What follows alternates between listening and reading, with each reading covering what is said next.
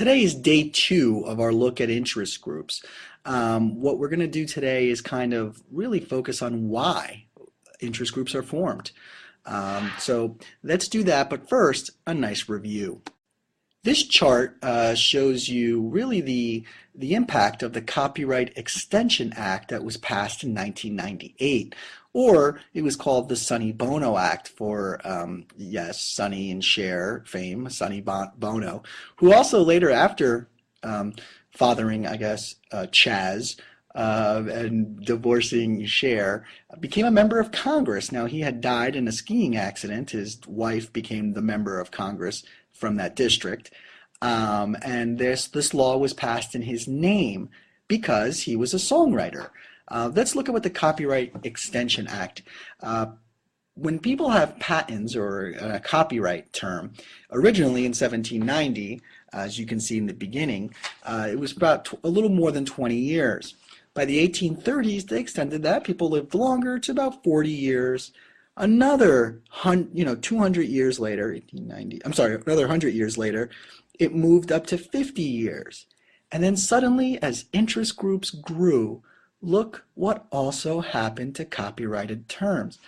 Now, something is copyrighted and not in the public domain for over 100 years. That means something is created, and we have incentives to have patents and copyright, because why create something if you could just steal it tomorrow? Why spend all that time if I can't profit from it? So that makes sense.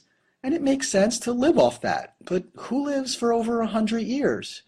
Does that mean your children are now guaranteed for this? Let's look at how this Copyright Extension Act was really passed.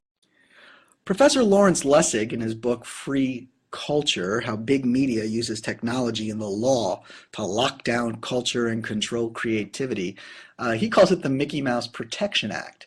He says this extension of the copyright term, really has more to do with Disney and Mickey Mouse forming an interest group, a small group of people, to perhaps cheat the majority of Americans?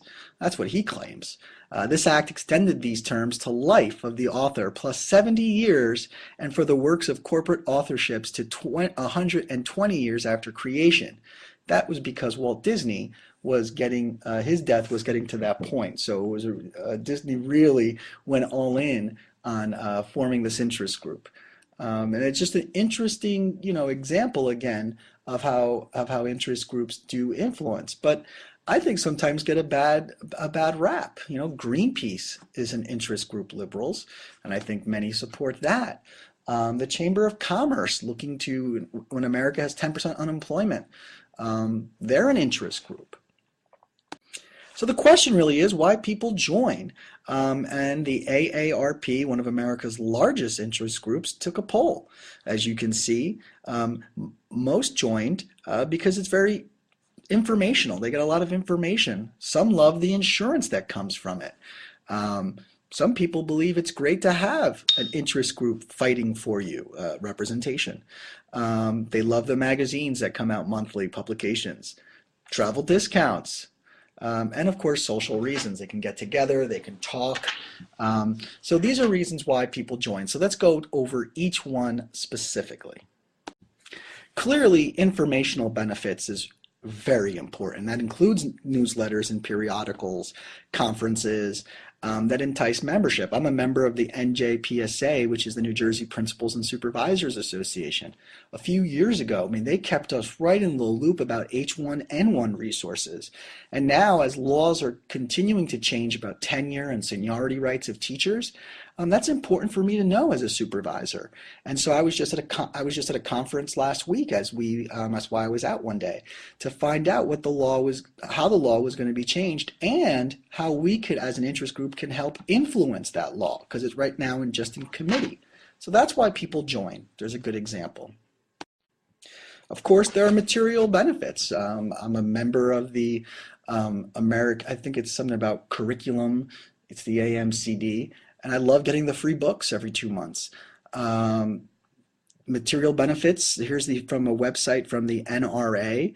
You can get household services, products, health services, rental car discounts, goods and services that really entice people to join. So DVDs for hunters and gun enthusiasts. Of course, there's the purpose, the feeling good about joining, that you're making a difference because your group has accomplishments, whether it's focus on the family on the right, PETA perhaps on the left. But let's get a good story about the idea of joining, and that's really the Mothers Against Drunk Driving, the MAD story, right? MAD is a good example of one of those single issue interest groups. So numerous interest groups focus on single issues. Mothers Against Drunk Driving, MAD. It lobbies for stiffer penalties for drunk driving convictions. Now, it was formed in 1980 and now boasts more than 3 million members and supporters. When it first started, people thought it was okay to drink and drive. I know that sounds crazy. Very few states had laws against it. But this mother, whose daughter died in a car accident from a drunk driver, formed an interest group and really got people involved and made a difference. And so there's a good example of why people join interest groups. And here's the one I gave yesterday about my wife's business. She joined the Sussex County Chamber of Commerce. Here you can see the Morris County Chamber of Commerce picture, or the NAACP, another good example, where people really just want to join to, improve networking opportunities, be part of consciousness awareness of what's happening within the Black community, for example, the NAACP. So these are selective reasons for joining interest groups and forming interest groups.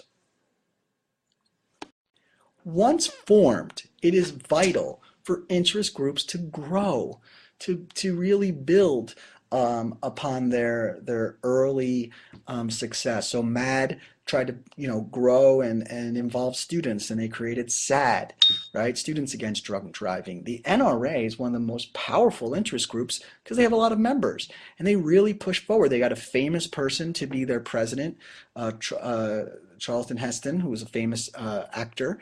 When he died, their kind of real CEO, Wayne LaPierre, became the real leader of the NRA, and he's out there on television all the time, raising awareness, trying to raise more money, trying to grow, push for his group. And it's really important for leaders to be out there using the media, social media as well, to promote themselves, not themselves, but their interest group.